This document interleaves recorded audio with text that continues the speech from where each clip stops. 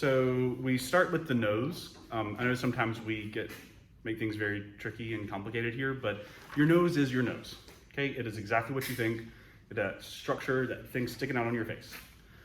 The internal nasal cavity is this space on just on the inside of your nose. Okay, so as you inhale in, you're breathing air into your internal nasal cavity. If you look on the inside of the nasal cavity, there are these ridges that are on the inside of the cavity itself. These little ridges things. These are called the concha. So these are your nasal concha. You have three. You have a superior, a middle, and an inferior nasal concha. The space between the concha, that's the meatus. So the actual ridge itself, the structure is the concha. The space between the concha are the meatus, meati. And what they're doing is they're there to help disrupt the flow of air. Because if you've ever had like your nose clogged and then finally you can breathe normally again, you're like, oh, air, it's wow, it moves so fast, air moves so easily. So the concha are there and the hairs of our nose are there to help slow down the movement of air, because as air moves through our nose and into our body, we want to trap any particles. So if there's any dust or dirt in it, we want to be able to trap it. So the slowing down the air allows us to trap things faster. And it also allows for the air to be warmed and humidified, because no matter where you are, if you're in the desert, if you're wherever, by the time air gets into your lungs, it is body temperature and 100% humidified. So even if outside it's 0%, by the time it gets down to your lungs, it's 100% humidified, because it facilitates gas exchange. Kind of like if your dog's nose is dry, that doesn't immediately mean that they're sick, but it does start to inhibit their ability to smell and their ability to do some gas exchange, because having that wetness facilitates chemicals bonding and molecules exchanging. So having the concha there are to help slow down the air, warm up the air. The sinuses, there are 4 sinuses. I'm not gonna get too specifically into their locations because this model doesn't have one. But essentially the sinuses are there to help lighten your skull, so that way your head isn't too heavy. They help for sound resonance to make sure that you can actually speak and be heard. Here we go. So this one has the sinuses. So your frontal sinuses are right there, just in front of your frontal bone, just right there. The sphenoidal and ethmoidal, those are going to be back here. So your sphenoidal is most posterior, it's just below your pituitary gland. Your ethmoidal are off to the side. So you have your frontal, kind of very much towards the anterior portion of the skull. You have the sphenoidal, which is further back. And then you have the ethmoidal, which are kind of on either side of the frontal. Your maxillary sinuses are actually right on either side of your nose. So you can kind of, if you kind of push onto your nose right there, you start to feel how it decompresses the weight in your skull. So I'm a massage therapist. Everybody loves kind of massage on the head because it works to decompress the pressure in your head, and it's very relaxing. So you're a massage therapist? I am, yes. You cannot book a session with me, I'm sorry. Students are not allowed to. That's my rule. We have a great program here at Wake Tech. Oh, really? Yeah, that's what I did. So the pharynx, moving on. The throat, that is your pharynx. Your pharynx is your throat. We divide it into 3 sections: the nasopharynx, the oropharynx, and the laryngopharynx. The nasopharynx is at the very back of the nasal cavity. Okay, so actually it's easier to see on this one, I guess. The nasopharynx is in the most posterior of the nasal cavity. If you go to get a coronavirus test and they do the nasal swab, they call it an NP swab because it's a nasopharyngeal swab. They're taking that swab up your nose and they go all the way back. They hit that bone right there. Have y'all had a test yet? Done an NP test yet? It's brutal. It's tough. It's like, I reached my limit. I was like, okay, I'm ready for you to take it out. And it was like 3 more seconds of her just sitting there twisting that little thing before she pulled it out. And I'm so tall, like I was sitting in my car and she still had to crouch down to, to get the angle. But yeah, they're going all the way back to that bone and then supposed to rotate and twist it. So that's your nasopharynx. Just below that is the oropharynx. So just behind in the back of the mouth, you have the oropharynx. And then you have the laryngopharynx, which is down here behind your larynx. So nasopharynx, oropharynx, laryngopharynx. Okay. The tonsils, we've looked at those. They're not on here really, no. The pharyngeal, palatine, and lingual tonsils, pharyngeal, nasopharyngeal up at the top, the palatine on either side when you say ah at the doctor and they're looking at the back of your mouth. Those are the pharyngeal tonsils, or palatine tonsils. And then the lingual are under the tongue. The larynx. Okay, larynx is your voice box. This is how we produce sound. So your larynx goes essentially from your hyoid bone to this little piece of cartilage right here. So this is your larynx.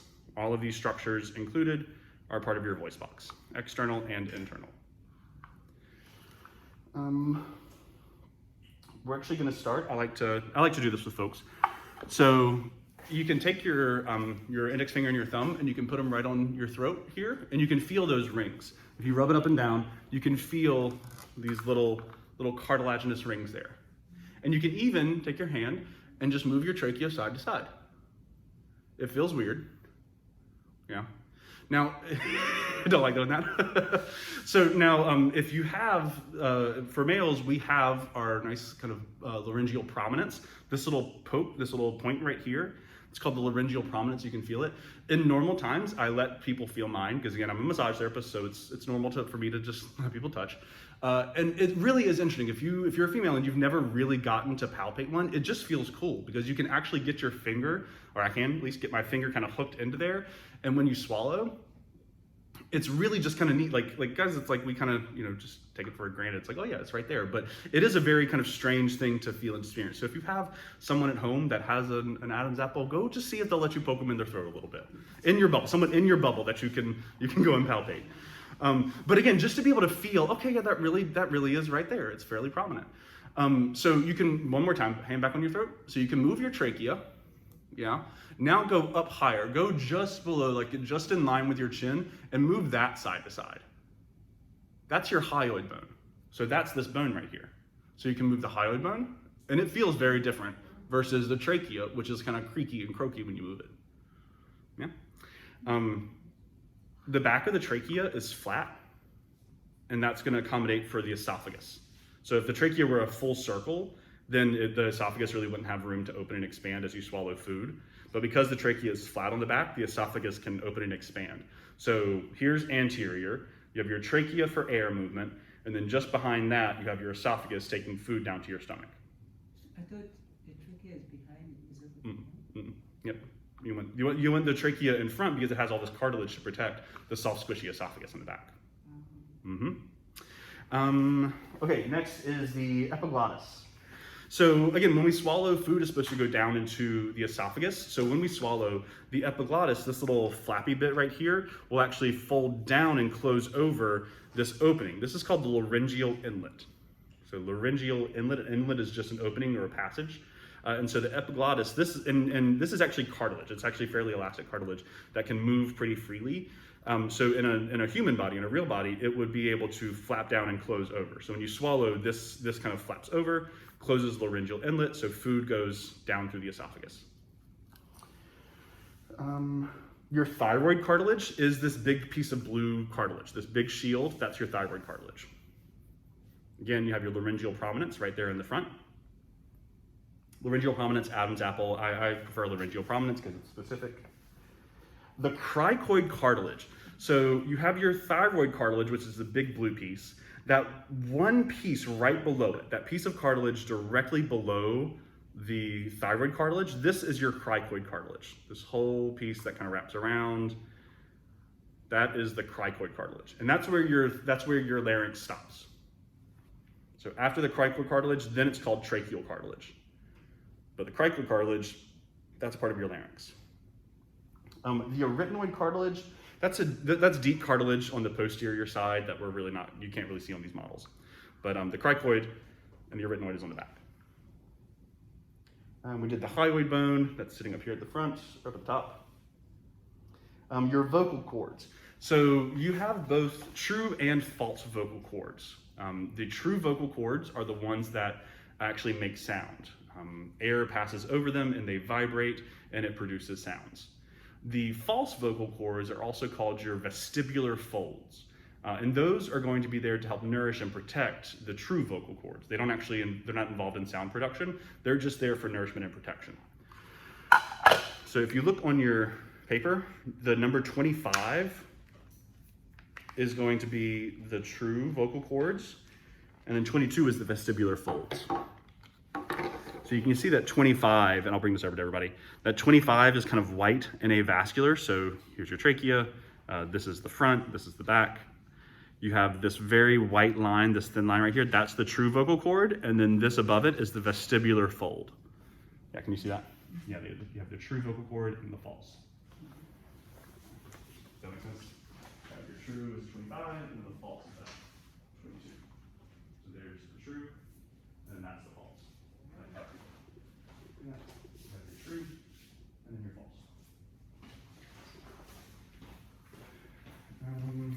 So yeah, as air passes over those vocal cords, they can be tauter or looser to help modulate your sounds.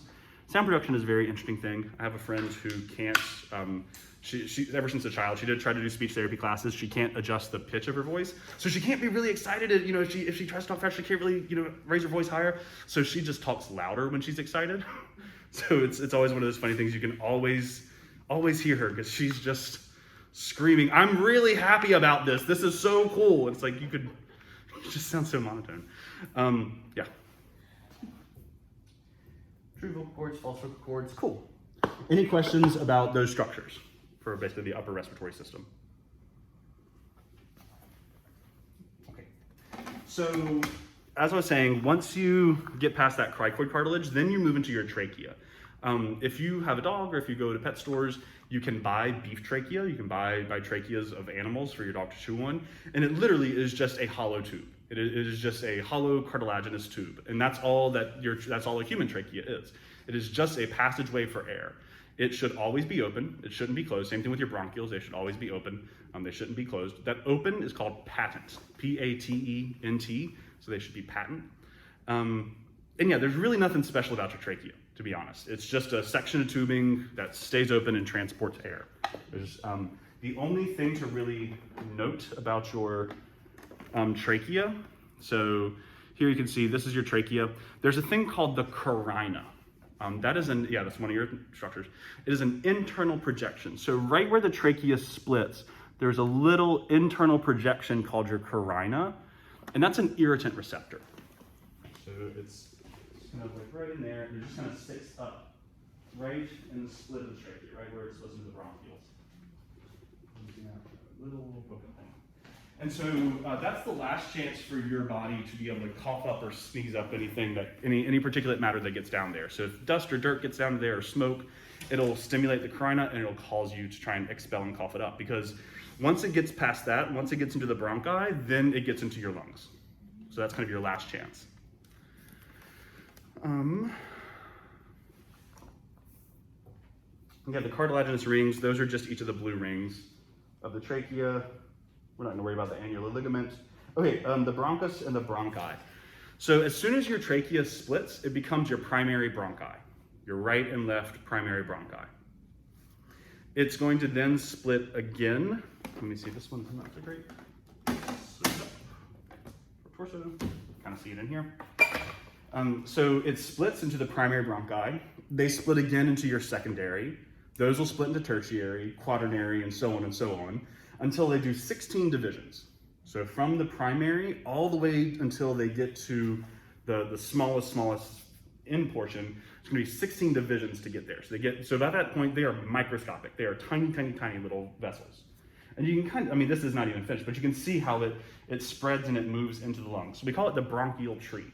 And again, it's just tubing. It's just tubing that's transporting air. And that air moves two ways. So it's important to remember that air comes in through your nose, it goes down through the pharynx, into the trachea, through the bronchi, into the lungs, and then it comes back up and out that way too. As you move down into the lungs, as you go from the primary bronchi to what we call the terminal bronchi, so that 15th, 16th division, the terminal and respiratory bronchi, the very end ones, the amount of smooth muscle is going to increase. So your primary, secondary, tertiary bronchi, they're going to be larger, they're going to have more cartilage, but they're not going to have as much smooth muscle. As you go smaller, the amount of cartilage decreases and the amount of smooth muscle increases to help more finely regulate that flow of air in and out of those certain segments of your lungs. In the larger vessels and towards the beginning, you just move in air. They just need to be strong and sturdy enough to be able to move that air. But just kind of like with the blood vessels, as you go smaller and smaller, you need to have in your capillaries, you have that fine, smooth muscle control. And these small bronchioles, you need that kind of fine tuning for bronchodilation and constriction for regulating what we'll see is called ventilation perfusion coupling, where you have to pair airflow and blood movement. Ventilation, airflow, perfusion, blood flow, coupling, putting them together. So the smooth muscle of the smaller bronchioles does that. Your lab has, main, primary, lobar, secondary, segmental, tertiary. Use whichever names you want. I like primary, secondary, tertiary because it makes sense. Cool. Feeling all right? Yeah, like I said, respiratory is a lot easier. It's like, okay, cool. It's so much more macroscopic, we can understand that. So now let's look at your lungs. You have, again, you should have two lungs, a right one and a left one. The lungs, the apex is the very top, so the very pointy top of it is the apex. The base is the bottom, so kind of opposite from the heart. It's what you want it to be. The apex is at the top. The hilum, again, so we have a hilum, just like we did in the kidneys. You have this passage that allows blood vessels and the bronchioles to move into the lungs without it being exposed to the environment. And on these torso models, you can kind of see it as this brown hole, this brown section where the vessels are moving into the lungs. I don't know if y'all can see that. Yeah, y'all have yours if you take the lungs off.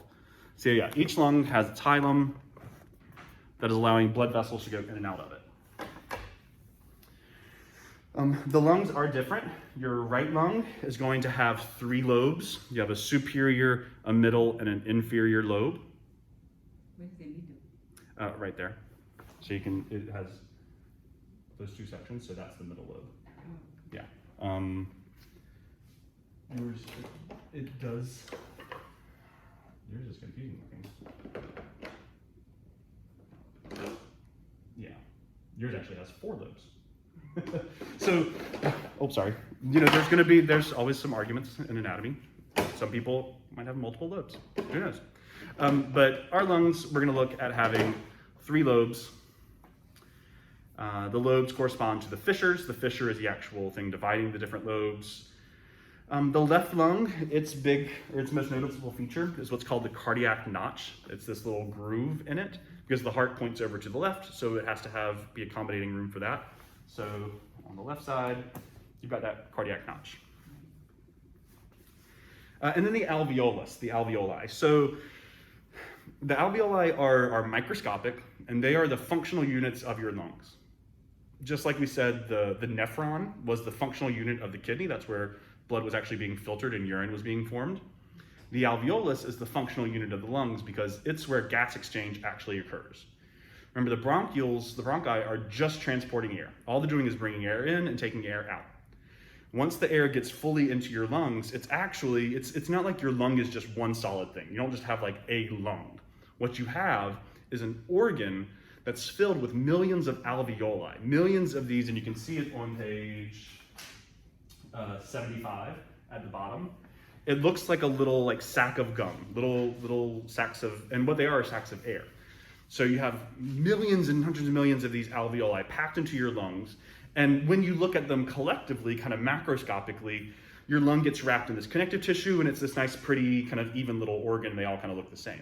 But if you ever get to work with lungs, when we do the dissections next week, you'll probably get to kind of work around the pig lungs a little bit. You'll see they are very squishy. They aren't hard, solid things, kind of like the liver is a little bit more solid and kidneys are solid.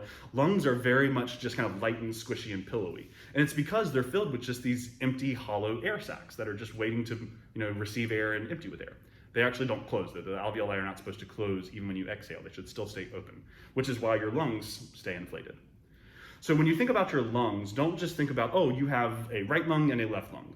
What you have are 2 organs wrapped in capsules, wrapped in connective tissue that are packed with millions and millions of these little air sacs that collectively make up these things that we call lungs.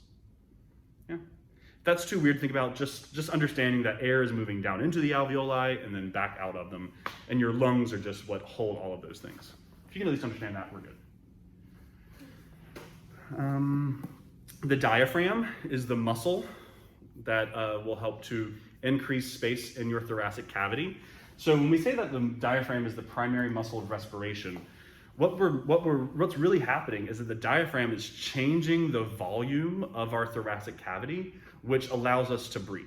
When we do our respiratory overview, we're going to get into pressures, and that's the hardest thing with the respiratory lab, is understanding how pressures affect air movement and movement of molecules for gas exchange, and we're going to get into it.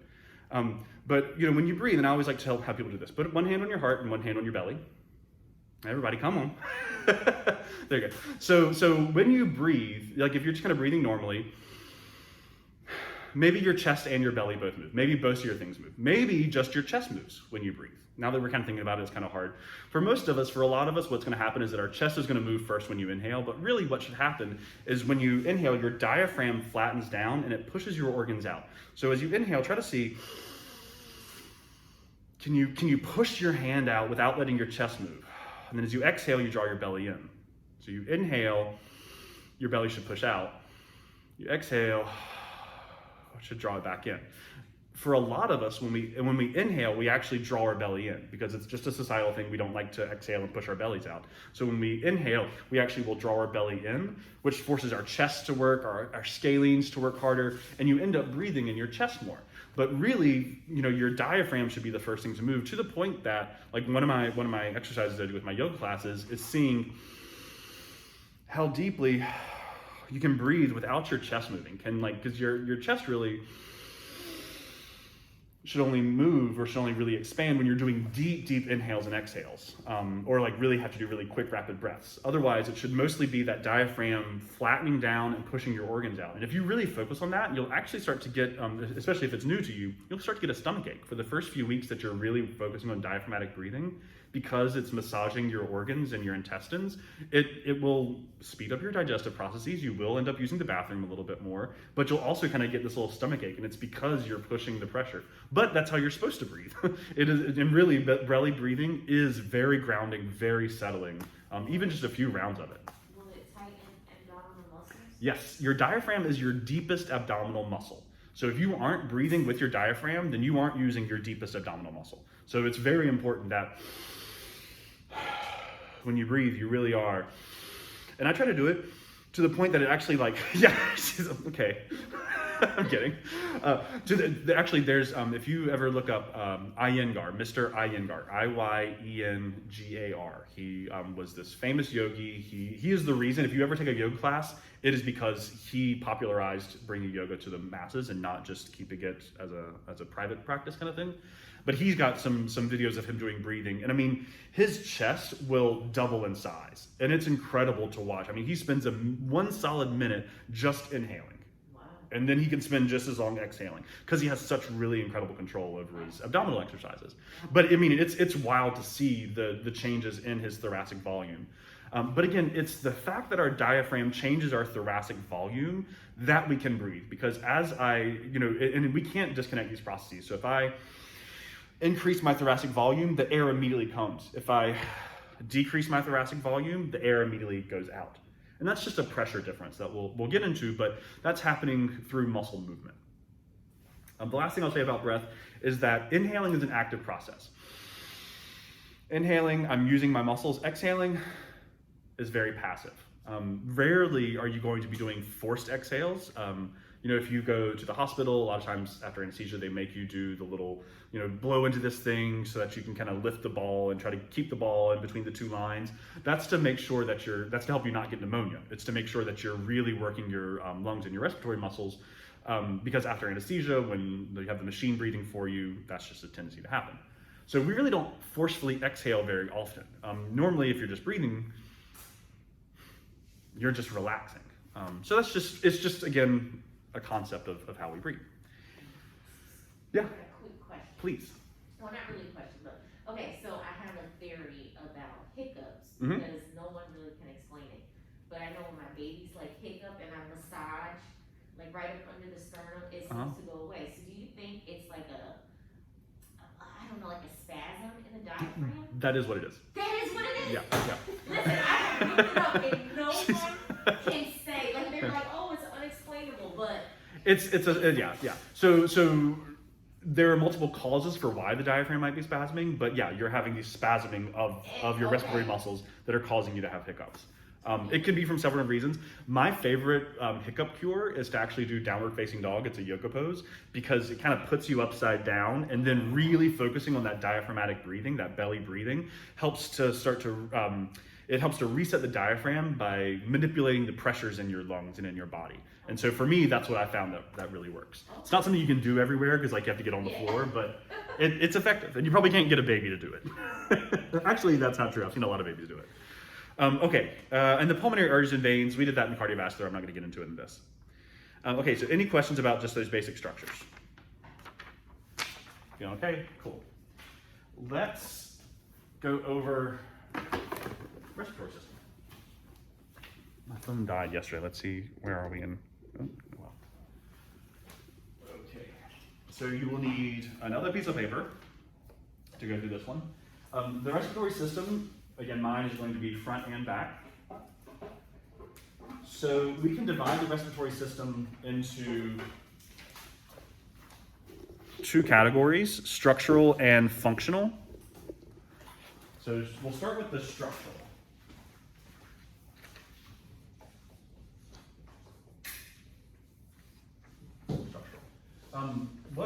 What do you think are the two divisions of the respiratory system, the two structural divisions? Upper and lower. Upper and lower. She had it in a pocket. Ready for it. Your upper and your lower respiratory systems. The upper system starts with your nose, the nasal cavity, and your pharynx. All three regions, the naso, oro, and laryngo. And that's it. That's your upper system. So from nose to the throat. Let me get some water.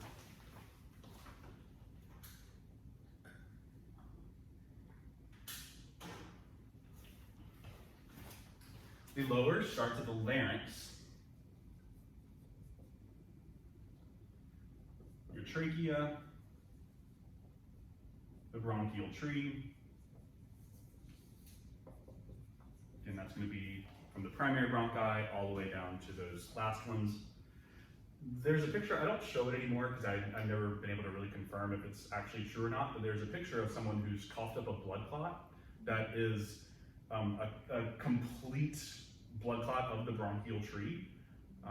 I've never been able to confirm if it's true, but even if it's false, if you ever look it up, it gives you a really great picture of, oh, that's what the bronchial tree looks like. It's all those little divisions. It's gnarly. At the end of the bronchioles, you have the alveoli. So remember the alveoli, this is your site of gas exchange.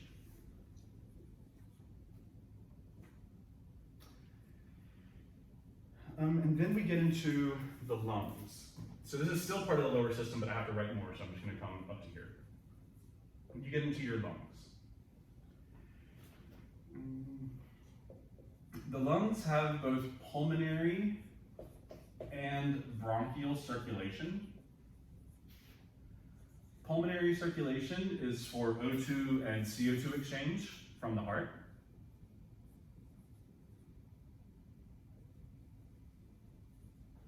The bronchial circulation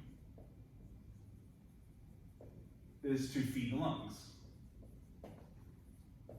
Just like the coronary vessels were feeding the heart wall, the bronchial circulation actually brings fresh nutrient-rich blood to the lungs. We can talk about the autonomic nervous system regulation of our lungs for breathing. You have sympathetic and parasympathetic. Which one of these do you think will cause bronchoconstriction? Which one causes bronchoconstriction? Parasympathetic, yep. So the parasympathetic is our rest and digest. When it's activated, we don't need as much air. We don't need as much rapid blood flow. So the bronchi, again, with their higher smooth muscles, will start to constrict and narrow their vessel lumen. So not as much air can flow through. The sympathetic are going to be for bronchodilation. When you got a bear chasing you, you need to have more energy, more airflow, those vessels will dilate, and you'll be able to get more air movement. More air equals more energy. Also with the lungs, we have to talk about the pleural membranes. Pleural membranes. So, if you remember, your lungs, the cavity for your lungs is called your pleural cavity. Your heart is your pericardial. Your abdomen is your peritoneal cavity. So each of these cavities has their own name. So when you see pleural membranes, this just means the membranes around the lungs. Pleural stands for lungs, basically. It doesn't mean lungs, but it's standing for lungs. There are visceral and parietal membranes. Visceral and parietal pleural membranes. So every cavity, the pleural cavity for your lungs, the pericardial cavity, the peritoneal cavity for your abdomen, they're all going to have two sets of membranes. The visceral membrane is around the organ itself. So the visceral membrane will actually be around the lung. Like when you pick up and you kind of are holding your lung model, you are touching the visceral pleural membrane. And that's how that's the full name for it, the visceral pleura. That's all you actually have to say. You can just say the visceral pleura, and we know, oh, okay, you're talking about that membrane covering the lung. The parietal pleura is covering the chest wall. So it's going to be covering the inside of the rib cage. So you have the parietal pleura on the inside of the rib cage and the visceral pleura around the lung. And they're almost touching each other. They're all, it's what we actually call a potential space. There's no real, there's a space there, but there's no real space in that. You have to exhale and get a little tiny space. So your visceral pleura is around the lungs. So viscera means like organs, like if you're eviscerated, yeah, it's right over there. If you're eviscerated, your organs get spilled out. So that's the visceral pleura on the lungs. Parietal pleura, I always remember that because the Spanish word pared means wall, and parietal is on the wall of the cavity. So parietal on the wall, parietal pleura, and your visceral pleura. In between those two membranes is your pleural cavity. Pleural cavity. Again, this is a potential space that is in there. So when you exhale, it becomes a little bit more exposed and obvious, but really it's just this what we call potential space between the two membranes. There's really not a space in there. But there is some fluid. The reason there's not a space is because there's fluid in it. So the pleural cavity is filled with serous fluid. And this serous fluid is going to help to keep the lungs open because it has surface tension. So the serous fluid helps to cling to both the visceral pleura and the parietal pleura and help to hold the lungs open. And actually, your chest cavity is fairly pressurized. So when they do have to do open heart surgery and they open your chest wall, your lungs will actually expand out and kind of burst out because there's so much tension kind of holding them open that finally, when they can decompress, they'll just blow. Burst open. So yeah, you have the pleural membranes. In between the two membranes is the cavity. Inside of that cavity is serous fluid. You also have what's called intrapleural pressure. Intrapleural, between the pleural membranes. Intrapleural pressure. So this is when we start talking about how pressures help to keep lungs open and help for air movement. Normally, your intrapleural pressure is going to be less than your intrapulmonary pressure. Intrapulmonary pressure. This is the pressure inside your lungs. Specifically, the pressure inside your alveoli, because your lungs are made of your alveoli. The alveoli should always be open, and so therefore they should always have some type of air pressure. So the alveoli in the lungs are open, and they're pushing out against the chest wall to help keep the lungs open. In between the lungs and the chest wall, you have this little space that also has a pressure. It's a little pressurized, but it's less than the pressure inside the lungs. Because the intrapleural pressure is less than the intrapulmonary pressure, the lungs win and stay open. If the intrapleural pressure gets to be greater than the intrapulmonary pressure, what happens? Say it. They deflate. They collapse. Yep, your lungs collapse. So if you've seen in like movies and TV shows, somebody's lung will collapse and they rush in there with a needle and they stab it through their ribs and the person starts breathing again. That's basically what's happening, is that there was something that punctured that membrane, that punctured these membranes, and started to let air into the pleural cavity. As air gets into the pleural cavity, it switches, and then all of a sudden, intrapleural pressure becomes greater than intrapulmonary pressure, and it pushes the lungs closed. So when you kind of release that air, when you create a new opening and it releases the air, it allows those pressures to switch again, and then your intrapulmonary can be greater than your intrapleural. The thing is, it only lasts for about 30 minutes, and then the pressures will start to re-equilibrate and the lungs will collapse again, so you have to eventually fix the actual issue. They never show that in the movies, though. They always just, it's all, yes, they don't follow that. But in real life, if you are ever forced into that situation, you know, call 911 before you stab someone in the chest. Okay? Yeah. So, feeling okay? Yeah.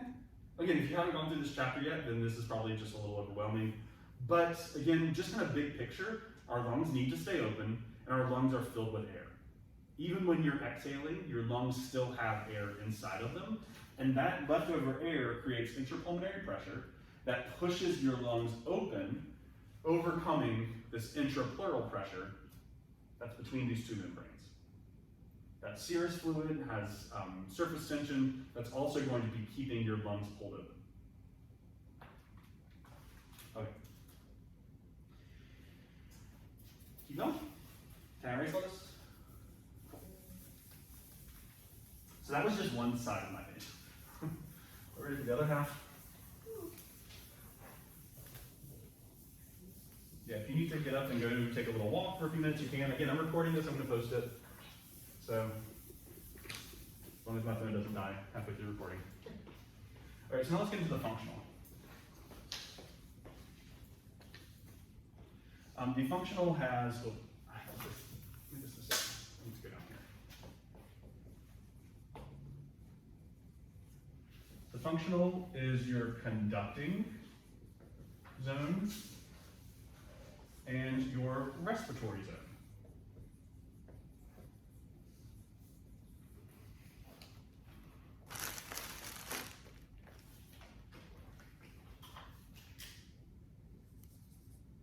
Let's see if I can find a better black marker.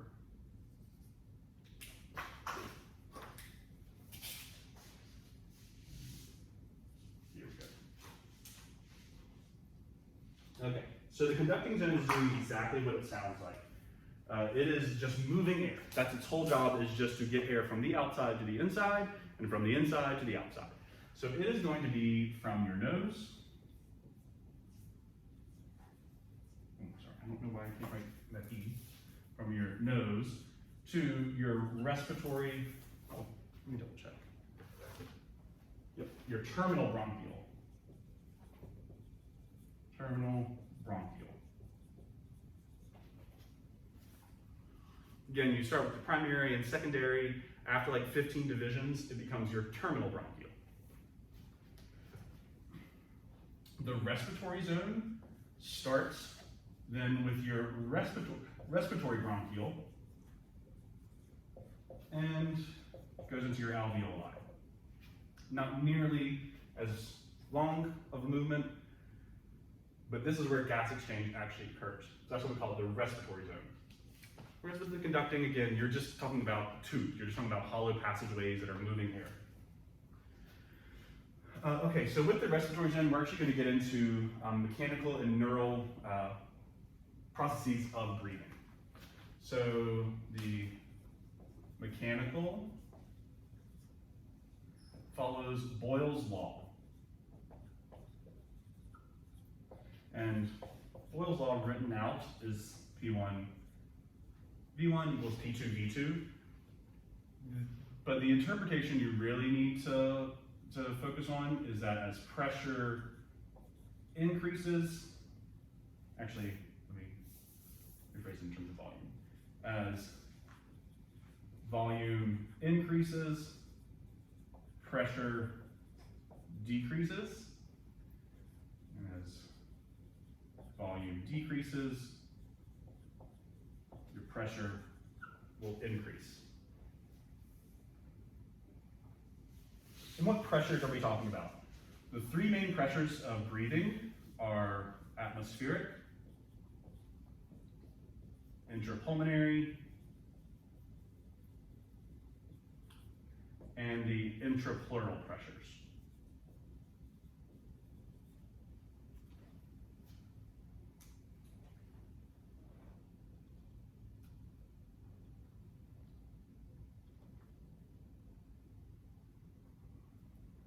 So of these three pressures, when you're breathing, which one doesn't change? Atmospheric. Atmospheric. So, as long as you aren't, driving from the mountains to the ocean, atmospheric pressure is going to stay the same in whatever room you're in, no matter how hard you breathe, no matter how many of us are in here breathing. Well, that's not true. Just with us here, 4 or 5 of us in here breathing, atmospheric pressure is going to stay the same. You should just always assume that.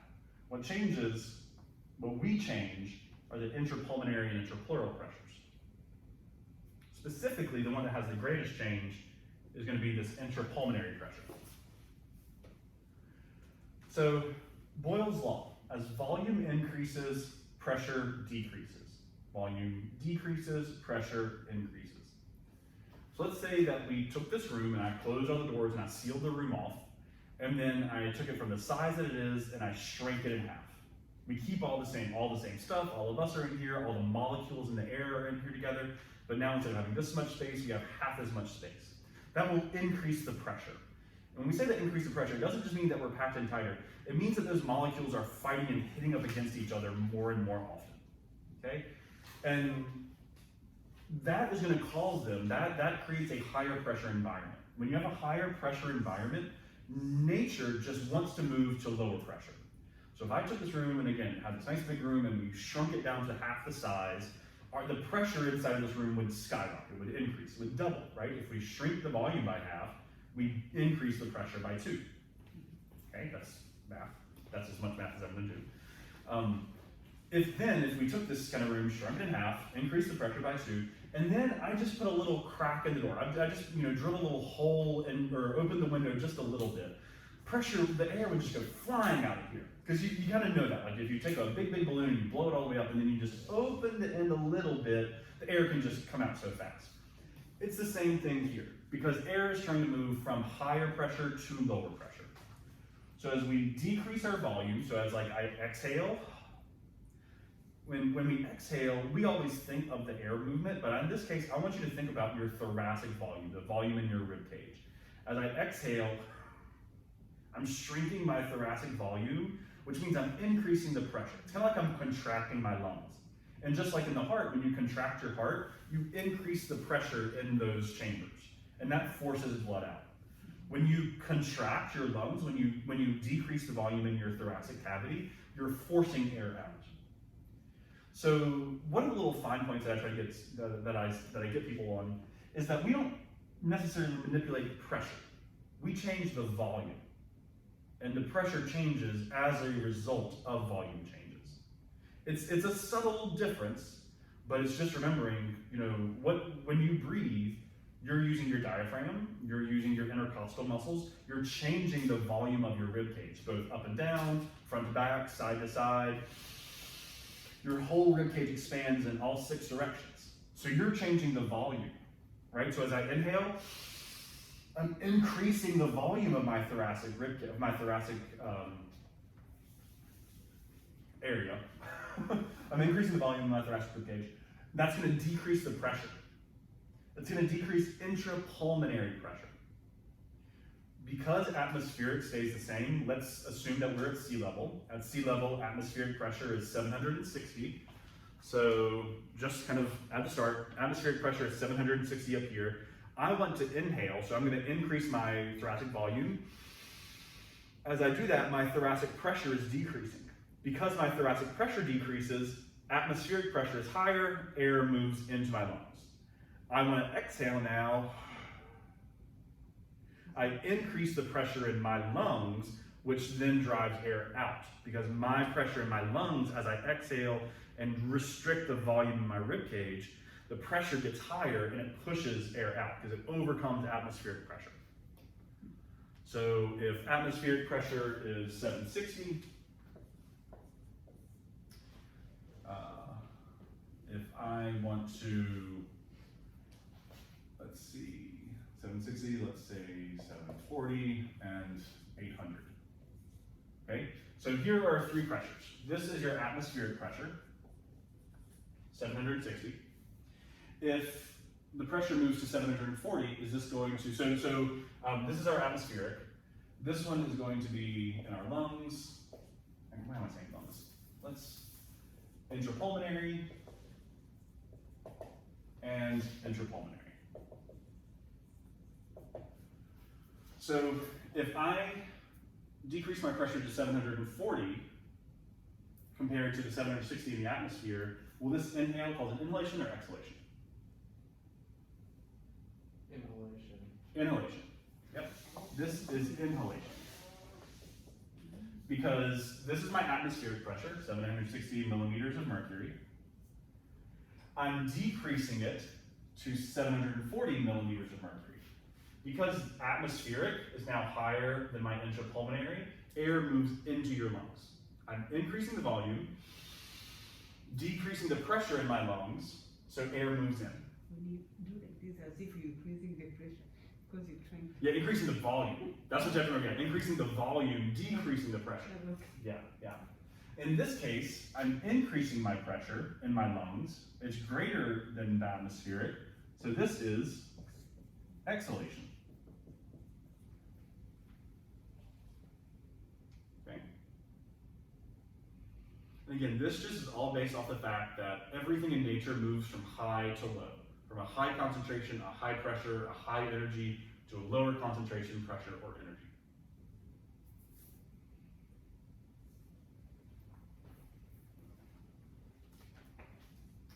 Any questions, anything that y'all feel like I'm missing, kind of not explaining with this?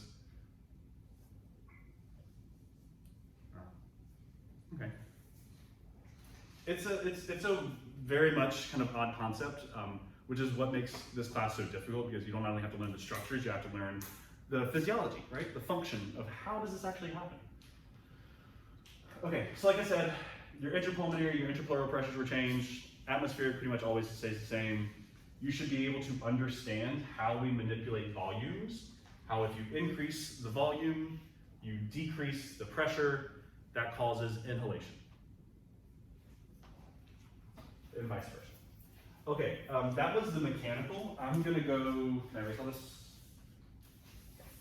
I'm gonna go through the neural forces of breathing now.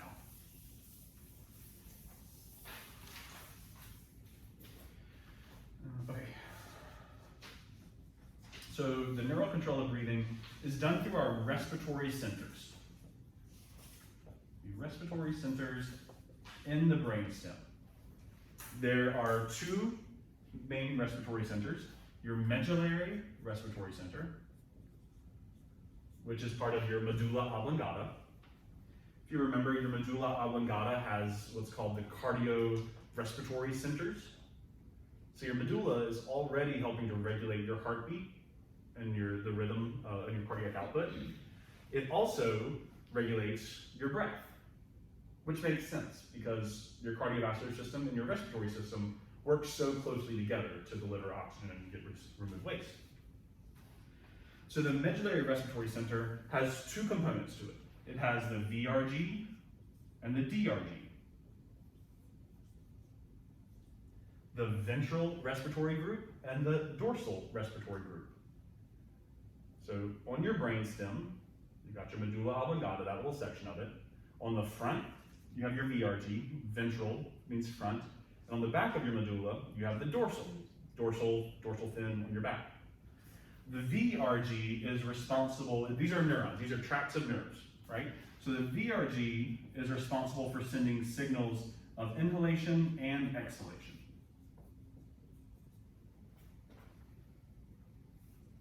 So your phrenic nerve controls your diaphragm, which makes you breathe. But that regulation of actual inhale versus exhale, of which one we're supposed to be doing, comes from the VRG. To inhale, it sends a 2-second signal. 2 seconds. 2-second signal, I should say. And exhalation is a 3-second signal, because it not only has to overcome that 2-second signal to shut off inhalation, it has to give you 1 more second to exhale and to actually make sure you do exhale. So VRG is responsible for inhalation and exhalation.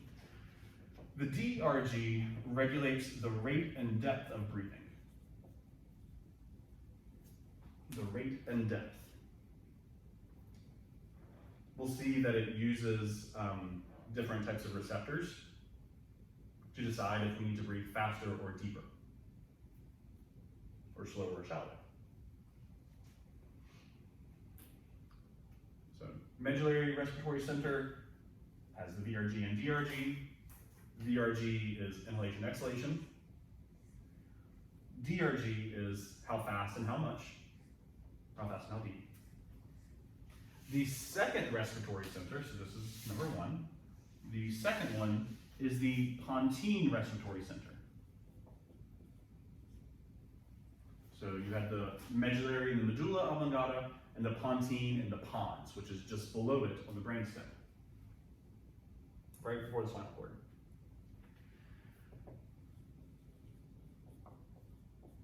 The pontine respiratory center is responsible for smooth transitions between breaths. So this makes sure that as you inhale and exhale, it is a rather than something that would, if someone had a stroke that affected their pontine respiratory center, they wouldn't be able to inhale and exhale smoothly. Smooth transitions, by the way, is the name of my retirement home I'm going to build one day. If any of y'all want to join, it'll be a lot of fun. We're going to discount. You know what? Yeah. You know what? If you get an A in this class, yeah. Okay. So the rate and depth, the DRG regulating the rate and depth. Actually, you know what? If you do, it's just going to be me lecturing all day long. Oh, that's our retirement home. It's just me teaching, talking the whole day. The DRG, the rate and depth, it has to get that from somewhere. It has to get some kind of stimulus that says, oh, we need to breathe faster. Oh, our CO2 levels are increasing. Oh, this, all that. Those come from receptors. So I'm just going to move to the side here. The receptors of your respiratory center, there are 4 different kinds. You have chemoreceptors. What are chemoreceptors detecting? And don't just say chemicals. Give me a specific one, please. In your respiratory center, and we're talking about breathing, what do you think chemoreceptors detect? Chemical? Yeah, which kind? Oxygen or carbon dioxide? Both? We got both? No. Primarily, chemoreceptors are detecting carbon dioxide. And that's because your oxygen levels fluctuate really widely in your body. Oxygen levels can get down to about 40 millimeters of mercury, all the way up to 104. Carbon dioxide stays with a much smaller range. And so it's easier for chemoreceptors to detect a difference. So your carbon dioxide levels really should only ever be from about 40 to 45 millimeters of mercury in your body. That's the whole range that they go in a normal person. So if it starts to get down into 35 or 30, that very quickly can signal to these chemoreceptors, oh, something's wrong. Our carbon dioxide levels should only be within this very narrow range, kind of like with pH. As soon as pH starts to shift a little bit, our body knows it. And hello, pH and carbon dioxide, you can relate those two together. So as the carbon dioxide increases, of course, the pH goes down. So our body is very much attuned to those levels. The difference, the exception with this is for people who have chronically high levels of carbon dioxide. So emphysema is a disease that makes it difficult to exhale. Your lungs kind of lose some of their elastic tissue. So when you hear people with emphysema, they're usually kind of, because they can't really exhale very, very well. And they end up having these chronically elevated levels of carbon dioxide, because if you can't exhale as much, you're holding on to more carbon dioxide. So in those people, their chemoreceptors, after you've had prolonged high CO2 levels, their chemoreceptors will switch and start measuring oxygen instead. They'll start detecting oxygen, but only in extreme circumstances. Normally, it should be CO2 levels our body is detecting. There are both central and peripheral. I believe on your worksheet you have to talk about these a little bit for this chapter. Irritant receptors. We talked about one irritant receptor in the trachea. Do you remember what it's called?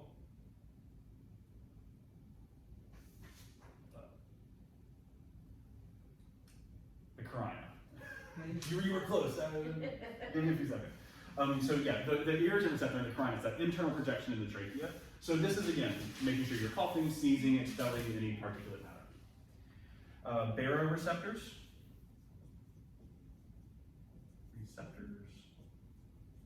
So if you start to breathe in too deeply and the bronchioles start to get stretched too much, your DRG will signal you to decrease the depth of your breathing. How do you spell carina? Or C-R-A-I-N-I, or C-R-C-A-R-I-N-A. Oh, Correct. okay.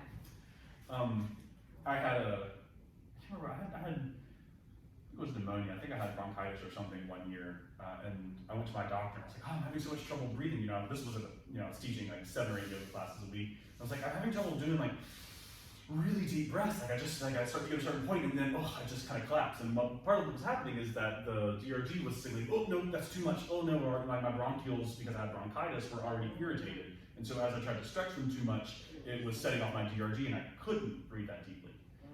Her answer to me was, don't breathe so deeply, which I thought was insufficient, but she thought it was good. So those are your baroreceptors. The last ones are your proprioceptors. Proprioceptors. You learned about these in 168. I'm gonna say like chapters 8 or 10 or something like that. Anybody remember what your proprioceptors are or where they are? These are in your joints. So anybody, when you get up in the morning, you might do a nice big stretch, and then you yawn too. Why? It's because when you're sleeping and you're staying still, the pressure can build up in your joints and the carbon dioxide can build up in your joints. So once you actually start moving, you're disrupting the pressure in your body, you're releasing more carbon dioxide, and your proprioceptors signal to your brain to take a deeper breath. That's kind of cool. Which it's, yeah. I'm sorry. No. Okay, another thing. So why is it, this is another unexplained thing, why is it that if you yawn, I yawn, and he yawns? Like, what's that? You know what, that is fascinating because that they do not know. That is something like, there are several theories, some a lot more credible than others. But the idea that, that the pressures are changing and somehow when one person yawns it changes the pressure, no, That's that doesn't do it. It's the idea that you're changing carbon dioxide levels, no, that doesn't do it. There's some people that say, oh, it's a predatory evolutionary thing, so when you yawn, you're flashing your teeth, and it makes someone else want to do that, but that's not true. Like, if I smile at you, it doesn't make you yawn. So that is one of those that they don't really know why yawns are contagious. For the most part, we yawn because we're not breathing fast enough. Because you're sitting here, not really doing anything. As you sit, your breathing rate starts to slow, so your carbon dioxide levels build up. And then instead of doing a lot of quick breaths, your DRG just says, no, let's just take one big breath. Because that's your body, and this is another thing that I think I talked about, I'm pretty sure I talked about in lecture. Your body doesn't change its rate very often. If you go exercise, you're still going to take the same number of breaths per minute, you're just going to take deeper breaths. They're just going to get bigger. That's something weird to most people don't think about, but really your rate doesn't change. The depth of your breath changes. So when you go to yawn, what you're doing is your body's saying, oh, there's a lot of carbon dioxide, let me do one big breath and reestablish that oxygen carbon dioxide balance. Did that just make you yawn? See, it makes no sense. I'm wearing a mask, come on. So yeah, there is no solid explanation for yawn contagiousness. Because you can do it across, on a video chat, somebody can make you yawn. It's weird. Okay, the last bit of neural regulation. So we talked about the respiratory centers. This is all autonomic. Brainstem, non-controlled, lower brain center regulation. We can look at our higher brain center. Okay, I'm gonna go up here. So you have your hypothalamus, the limbic system, and your frontal lobe. All three of these are part of higher up in your brain, and they are involved in breathing as well. So your hypothalamus, that releases and regulates a lot of your body, lots of your body systems, so it is involved directly in influencing your breathing rate. The limbic system, this controls your emotions and helps to regulate your emotional responses. So if you have never, had an emotional response that caused you to just break down crying and breathing kind of crazy, then tell me your ways. And then the frontal lobe, you can consciously control your breathing. You can say, nope, I want to hold my breath, I want to go jump into this river or lake and hold my breath, or I want to breathe faster. There are certain breathing techniques. One of them is called the Wim Hof method, W-I-M-H-O-F-F. He's known as the Iceman. And he teaches people how to basically hyperventilate themselves. Because when you do that, when you hyperventilate yourself, you're changing your O2, CO2 levels, which then sets off your nervous system. It starts to re-engage your nervous system, calls the parasympathetic and sympathetic systems to fire at different rates. And so he basically shows people how to control your breathing, control your nervous system and your reactions and your autonomic body through your breath. It's very cool, very interesting stuff. But yeah, that's kind of the higher brain control of breathing. Okay, that's the functional stuff. Any questions? Okay, because what we do next might answer some more. And we're gonna have just enough time. Can I erase? Okay.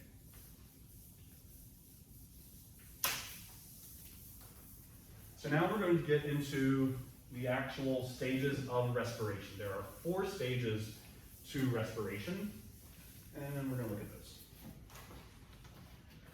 So the first one is pulmonary ventilation.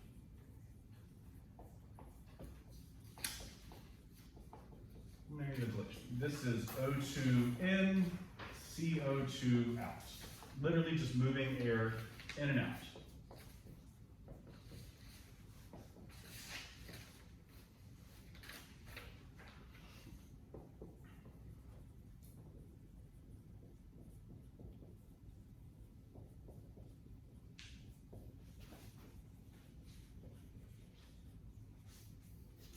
So pulmonary ventilation referring to air movement. Somebody gets put on a ventilator is breathing for them. So air movement in our lungs.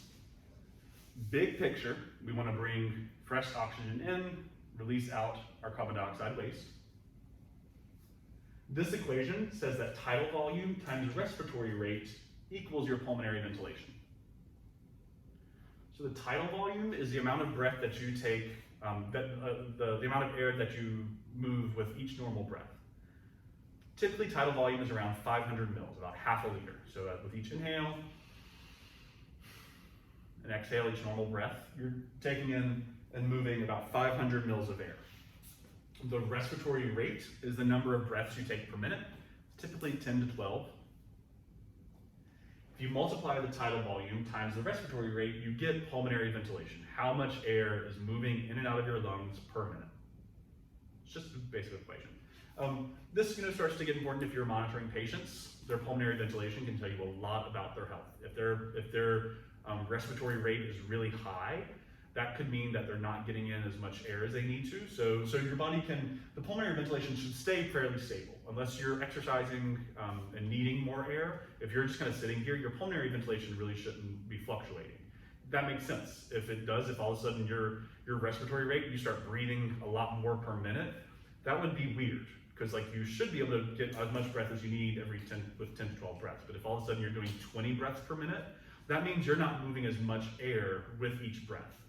So your tidal volume will go down, your respiratory rate will increase.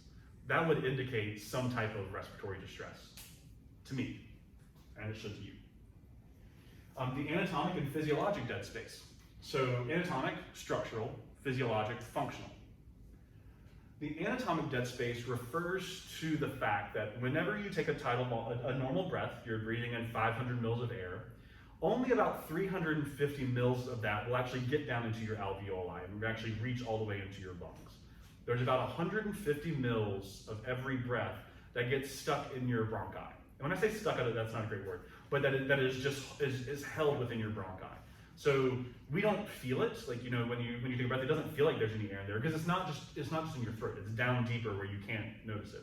But as you inhale, only about 350 mils of that got into lungs. You know, air is kind of pushing itself in, it's pushing its way through. So some of the new air will get to my lungs, some of the old air that was in that anatomic dead space will get pushed deeper down. But there's always going to be 150 mils of air about in your bronchi just sitting there. If you're a smoker, sometimes you can notice this. It's like if you smoke and then you go to exhale, it feels like, it's like I don't have to cough, but I can tell there's something still in my chest and kind of like in my lungs. And you kind of you push it out further and you'll see little bits of smoke. I do not recommend going home and smoking just for an experiment. Just take my word for it. But that's one of the things that can happen. You have this anatomic dead space. So what is the purpose of the remaining sitting air? I don't know. Yeah. Okay. Yeah. Sorry. The because like the tubes are already open, like they don't need the air to stay patent. I don't know. The physiologic dead space refers to, again, talking function, so alveoli. So the amount of alveoli that have collapsed. Your alveoli should be open. There are always going to be some that do close, but for the most part, your alveoli should be open. Even when you exhale, they should stay patent. So the physiologic dead space refers to the loss of functional tissue. So anatomic dead space is perfectly normal. We should all have about 150 mils of anatomic dead space. Physiologic dead space is going to vary with each individual and is not good. It is abnormal. Again, small amounts, yeah, that's fine. But once you start getting into like 5% or 10% physiologic dead space, you start really impairing your lung function. My grandmother had COPD, chronic obstructive pulmonary disease. So when she died, she had about 17% lung function because she had so much physiologic dead space at that point. Okay, number 2. So this is air in and air out. So there are 4 stages to respiration. We'll see that each one happens twice, basically. So you breathe in and you breathe out. We're gonna start kind of on an inhale. So we've inhaled, we brought air into our lungs and it's sitting in our alveoli. Now we have alveolar gas exchange. Alveolar gas exchange. This is also known as external respiration because you're exchanging air and gases between the lungs and the outside. We'll see when we do internal respiration, we're talking about exchanging gases between our blood vessels and our cells, our body tissue. This is external respiration because it's between the lungs and the alveoli and the atmosphere. We can look at the movement of individual gases. So O2 movement. I'm going to just write this out and then I'll explain it. That's a P little a O2 equals 104 millimeters of mercury. P big A O2 equals 40 millimeters of mercury. So the way that we read this is P, the pressure of oxygen. Little a stands for alveoli. So little a equals alveoli. Big A equals artery. So the pressure of oxygen in the alveoli is 104. We just breathed in, we just took a nice fresh breath. So we have all this air in our lungs. And when we inhale that air, the pressure of oxygen is 104. The pressure of the arteries surrounding the capillaries, really should say this. The pressure of the oxygen in the capillaries surrounding the alveoli is only 40. And we know everything moves down its pressure gradient. So you have this alveoli that has 104 millimeters of oxygen. Capillaries around it only have 40. Which way will oxygen move?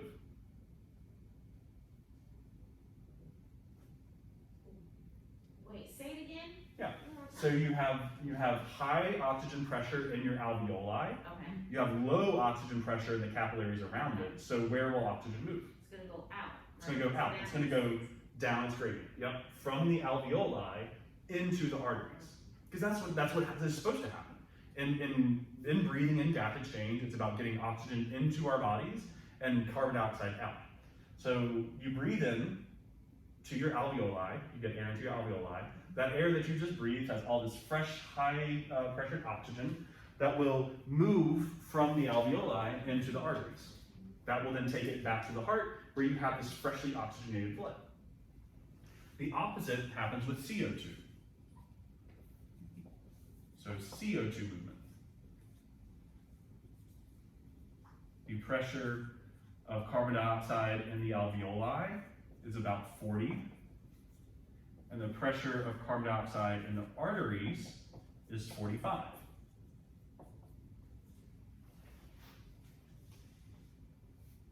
So it's not quite as big of a pressure difference, but it is still significant enough to cause the carbon dioxide that your arteries pick up when they go to your cells to pick up as waste. That is higher than the pressure of carbon dioxide inside the alveoli. So CO2 moves from the blood into the lungs, into the alveoli, and then you exhale it out. Then you take another breath in. That breath has nice high oxygen concentration, nice low carbon dioxide concentration, so they can move independent of each other. This idea that gases, so when you breathe in air, air has hydrogen, nitrogen, carbon, oxygen, a bunch of other little things too, but every breath that you take, you're not just breathing. It's not like your body can somehow only select carbon dioxide and oxygen. No, you just breathe in air. You just breathe in a gulp of air. But each of these molecules, the oxygen, the carbon dioxide, the nitrogen, moves along its own pressure gradient, which is why we can have oxygen going one way and carbon dioxide going the other way. That is a law, actually. It is Dalton's law. You need to know this one. Dalton's law is partial pressure.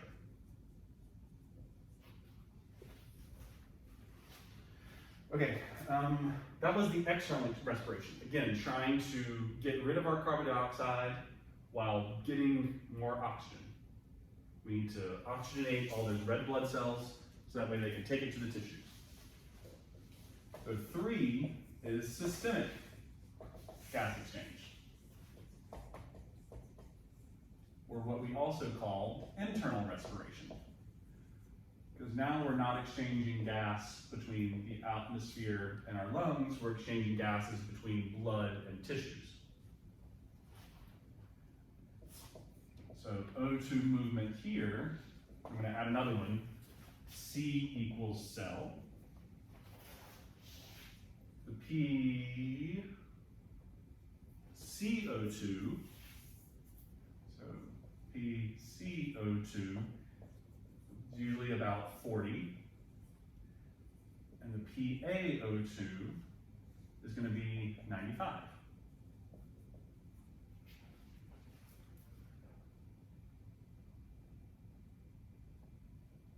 So the pressure of oxygen in your cells is 40 because they've been using oxygen.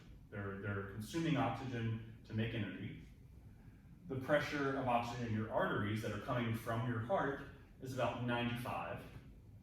So as blood passes through cells, oxygen will move from the bloodstream into the cells because it'll move down its concentration gradient. Remember, it's moving slowly. Capillary beds, red blood cells are going single file, one by one, nice and slow, so you have that time for gas exchange to occur. You may also see, well, why was it 104 in the lungs and it's only 95 in the arteries? Part of that is because, remember when we talked about lung circulation, we said that there's pulmonary circulation, which is all about gas exchange, and there's bronchial circulation, which is about bringing fresh oxygen to the lungs. What's interesting is that during bronchial circulation, the pulmonary veins actually empty back into the superior vena cava, or actually empty back into the same pulmonary veins bringing oxygenated blood to the heart. So the arteries that were taking fresh blood to the lungs to supply them, they come back through the same vessels that all of this fresh oxygenated blood comes into. So the reason that we don't have 104 millimeters of mercury O2, PaO2, is because you have a little bit of deoxygenated blood coming from the lungs that was feeding the lungs. You can look at it in your book, but that's why it's not 104, it's only 95. CO2, you can probably guess what we're looking at. The pressure of carbon dioxide in the cells, because they are making carbon dioxide as a waste product, will be slightly higher than the PCO2 and the arteries, causing movements.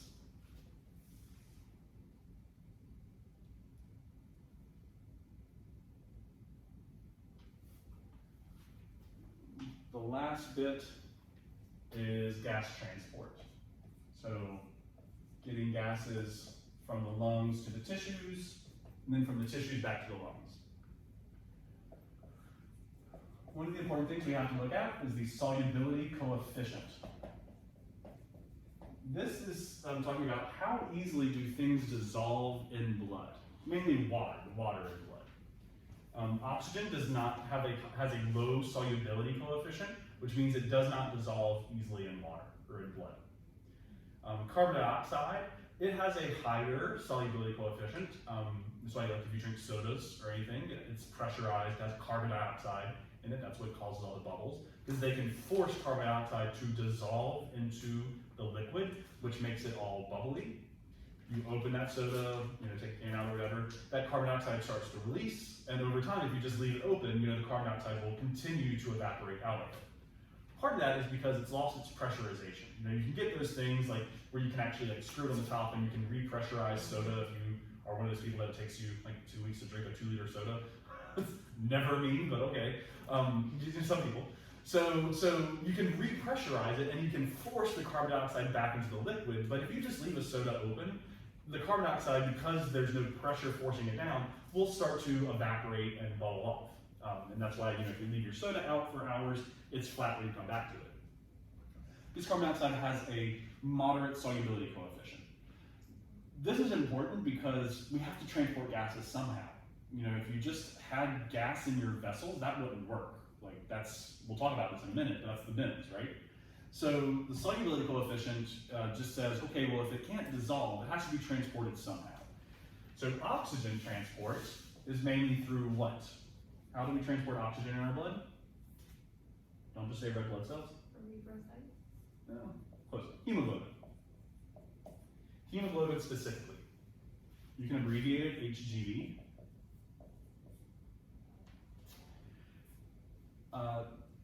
So hemoglobin is essentially the only thing in red blood cells in your erythrocytes. It is a protein that has, so globin, globulin, right? That's a protein. Heme refers to iron. So you have this protein that has an iron in the center of it, and it allows 4 oxygen to bind. So for every 1 hemoglobin, you get 4 oxygen, and you have about 200 to 300 million hemoglobin for every red blood cell. And red blood cells are 45% of your blood. So oxygen is important. Okay? So for every hemoglobin, you have 4 oxygen binding. Hemoglobin actually exhibits what's called the cooperative binding effect. This just says that hemoglobin will change shape. Once you have an oxygen that binds to it, because we're talking about such microscopic structures here, when something binds, when oxygen binds to a hemoglobin molecule, it forces hemoglobin to change its shape. That change in shape actually makes it easier for another oxygen to bind. Once that second one binds, hemoglobin has to change shape a little bit again. It makes it easier for a third one and then a fourth one. And the opposite is true. As soon as one oxygen is released, hemoglobin shifts its shape, which then makes it easier for it to release all of the other oxygen, because it changes shape slightly each time. So that is the cooperative binding effect. There are other aspects to it, so things like temperature and pH will affect oxygen binding. If you're exercising and your temperature starts to increase, your oxygen will, you will release oxygen faster. And that kind of makes sense. So if your body temperature is increasing, it means that you're being more active. If you're more active, you need more oxygen. If you need more oxygen, you want it to get quicker, because you might just be, doing a fun little CrossFit class, or you might be running from a lion, and our body don't know, the hemoglobin doesn't know, so it just responds. So that's cooperative binding. Hemoglobin will change its shape, will conformationally change its shape to allow for oxygen to bind or release easier. CO2 transport.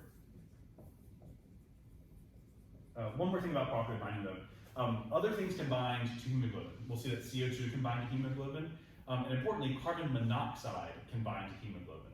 And when carbon monoxide binds to hemoglobin, it changes its shape in such a way that oxygen can't bind to it. So one of the reasons why carbon monoxide poisoning is so deadly is because it doesn't allow you to bind oxygen.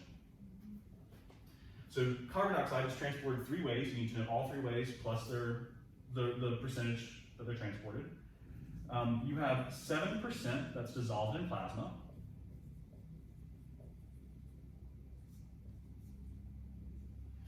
There is 23% bound to hemoglobin.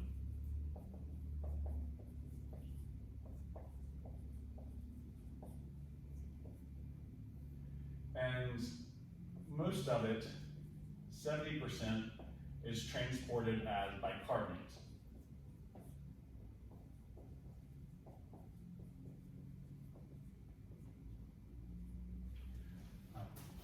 I think in the lecture we go over the conversion of carbon dioxide to bicarbonate with carbonic anhydrase.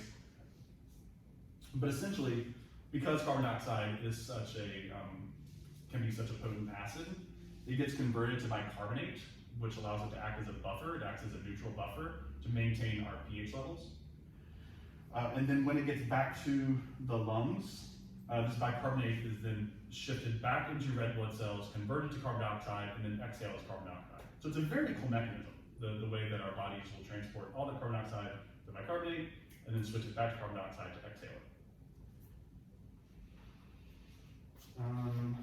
Okay. I thought there was something else I was going to say about this, but I guess not. Any questions? The other law you need to know is Henry's law.